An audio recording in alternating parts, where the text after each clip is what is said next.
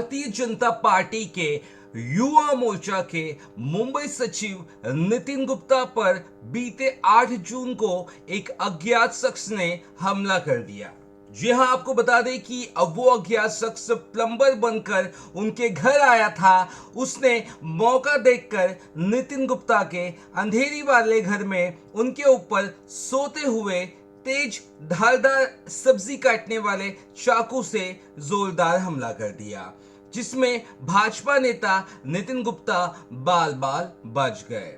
आपको बता दें कि नितिन गुप्ता के अनुसार यह हमला उनके ऊपर जानबूझकर कराया गया है। नितिन के अनुसार उनके नाम की सुपारी उनके कुछ दुश्मनों द्वारा ही दी गई है।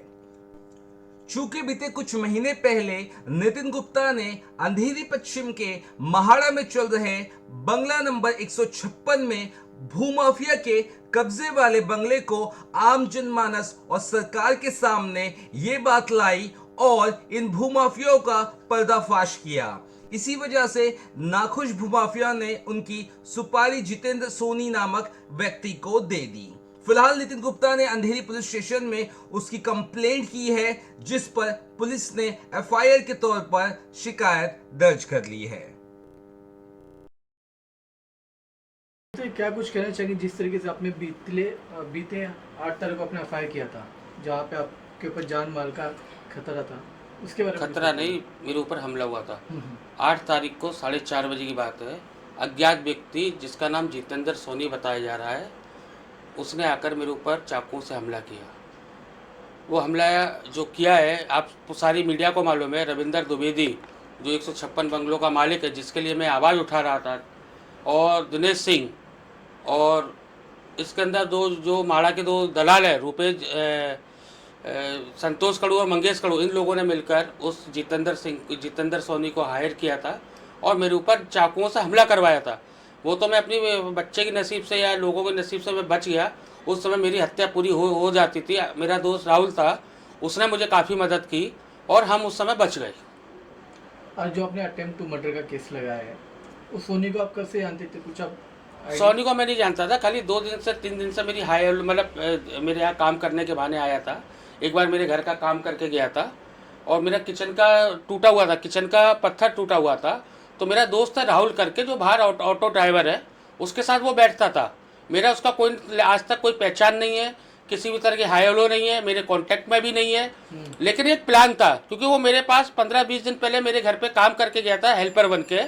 तो ये रविंदर द्विवेदी के पास ये ऑलरेडी लॉकडाउन के टाइम पे बाउंसर का काम करता था। मुझे जो इन्फॉर्मेशन मिली है कि रविंदर द्विवेदी जो भूमाफिया बंगले का, उसके पास ये जितेंद्र सोनी काम करता था, वॉचमैनी का।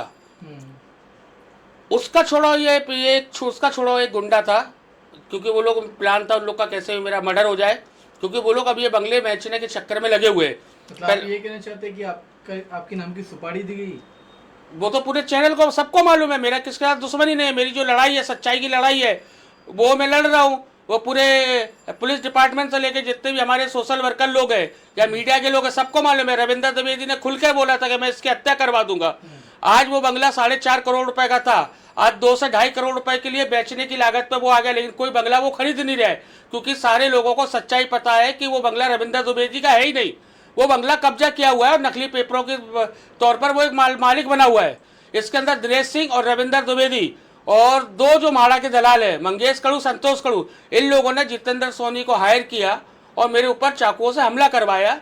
ये तो मेरा नसीब अच्छा था कि मैं बच गया, और जो मेरी जान को जो मेरे खतरा हुआ, जो मैं मतलब मेरी जान को जो खतरा है, वो इन्हीं लोगों से। मैंने पुलिस स्टेशन में भी काफ़ी एप्लीकेशन दी है, ऊपर हाई अथॉरिटी को भी एप्लीकेशन दी है, और मीडिया के माध्यम से भी सबको बताया है कि मेरे ऊपर किसी भी प्रकार का, मेरे या मेरे परिवार के ऊपर किसी भी प्रकार का हमला होता है, उसका जवाबदार रविंदर द्विवेदी है। ये मैं आज नहीं, पिछले 6 महीने से, जब से मैं लड़ाई लड़ता आ रहा हूँ, जब से मैं मीडिया के लोगों को, डिपार्टमेंट के लोगों को बता रहा हूँ, और वही मेरे साथ हंसता हुआ।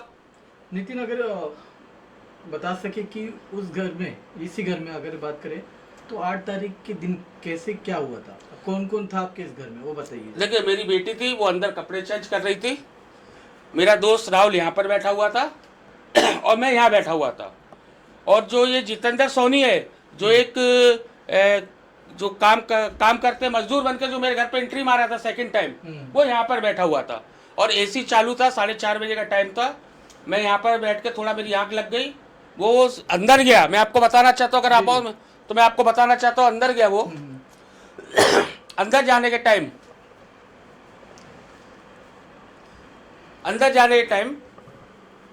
सुबह के टाइम, ये देखो ये मेरा किचन का पत्थर टूटा हुआ है। सुबह उसने सीमेंट लगाया और उसने बोला कि शाम को एक बार फिर हम, ये देखो सीमेंट का पैकेट भी रखा हुआ है, ये शाम को एक बार फिर हम इसको कर देंगे तो ये मजबूत हो जाएगा। 4:30 बजे वो दारू पी के नशे में था और वो आया और आने के बाद उसने देखा कि मैं सो रहा हूँ सोफे पे और मेरा दोस्त राहुल यहाँ पर सो रहा है। वो अंदर घुसा, तुरंत उसने चाकू निकाला और मेरे ऊपर यहाँ पर हमला कर दिया। जिस समय हमला हुआ तो वो चिल्लाया, तो मेरी बेटी अंदर से चिल्ला कर आई, बचाओ बचाओ, मेरे पापा को बचाओ। तब तक वो भागने की कोशिश की, हम लोग ने उसको पकड़ने की कोशिश की। उसके जूते भी आज भी मेरे घर के बाहर रखे हुए और वो सीधा यहाँ से भाग के पुलिस स्टेशन भाग गया। तो कहाँ पे उसने वार किया? देखिए मैंने आपको फोटो भेजे हुए हैं, मेरे सर पर चोट है, मेरी गर्दन पे चोट है, मेरी उंगली पे चोट है, चाकू पूरा टेढ़ा हो गया। मौके वारदात से पुलिस ने चाकू को भी, जो जिससे हमला किया था चाकू, वो पुलिस ने उसको कब्जे में लिया। जी जी। हाँ बेटा, आप कुछ बता सकते हैं, आपने क्या देखा उस यहाँ वक्त पे सो में? रहे थे, मैं अंदर थी। मैं उस टाइम सो के उठ के अंदर गई थी, कुछ काम था तो मैं अंदर से आई। ये आया यहाँ पे किचन में गया, किचन से चाकू लिया। मेरे को तो बाद में पता चला इसने मेरा दरवाज़ा खोला था पहले, फिर से मैंने दरवाज़ा लॉक किया। जब तक मैं दरवाज़ा लॉक की, बाहर शोर होने लग गया। जब मैं बाहर आके देखी तो उसके हाथ में चाकू था और उसने जस्ट ऐसा करके मारा।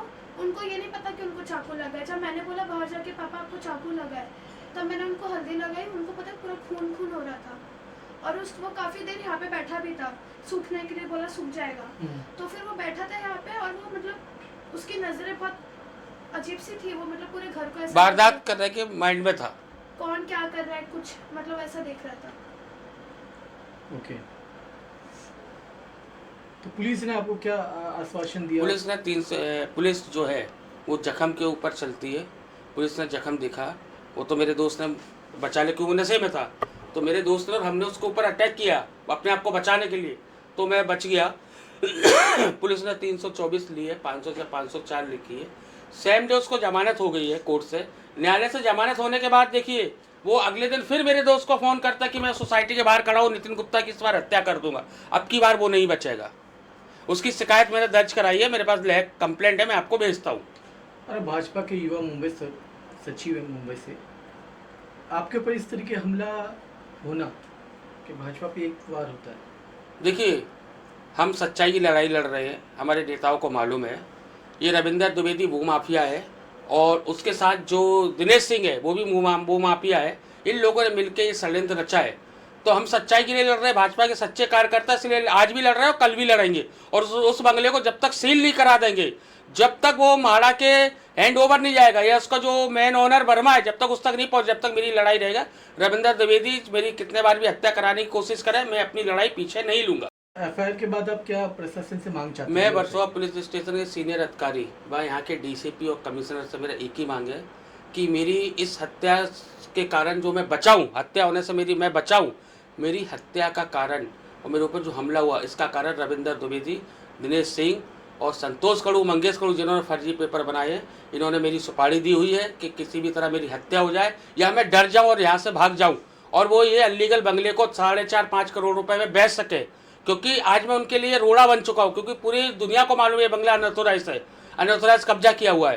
तो इस कारण मैं मुंबई पुलिस और मुंबई कमिश्नर से आपके चैनल के माध्यम से करना चाहता हूँ, रविंदर द्विवेदी की और जितेंद्र सोनी की इनकी जांच हो। इसके तार रविंदर द्विवेदी से जुड़ते हुए मिलेंगे और रविंदर द्विवेदी ने और दिनेश सिंह ने मेरी सुपारी दी है हत्या कराने की।